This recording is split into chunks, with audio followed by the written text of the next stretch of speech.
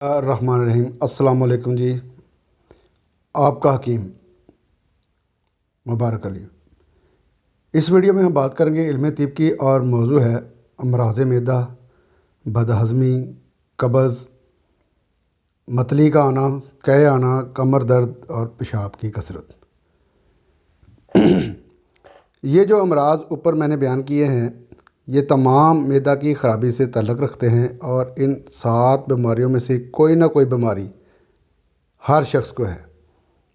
تقریباً قبض اور بدہضمی تو ہر دوسرے بندے کو ہے، کوئی مانے یا نہ مانے۔ مجھے آپ کے قیمتی وقت کا خیال ہے، اس لیے میں ان 7 بیماریوں کی تفصیل میں نہیں جاؤں گا، اس لیے چلتے ہیں علاج کی طرف۔ جناب، ان سب بیماریوں کا علاج ہے جوارش جالینوس۔ آپ یہ جوارش لسانی کی لے سکتے ہیں، ہمدرد کی، کرشی کی، کسی بھی دواخانے کی لے سکتے ہیں،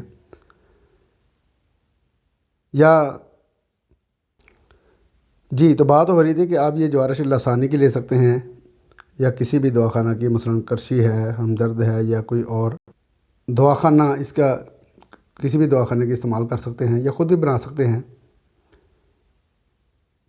اس کا استعمال یہ ہے کہ صبح و شام کھانے کے بعد چائے کا چمچ کا چوتھائی حصہ کھا لیں۔ یہ خوراک بالغوں کے لیے ہے، یہ دوا بچوں کے لیے نہیں ہے، بچوں کے استعمال کے لیے نہیں ہے۔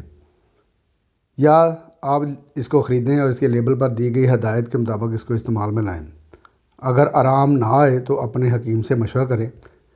اس میں زعفران شامل ہے، اس لیے کمر درد اور پٹھوں کے لیے بہت مفید ہے۔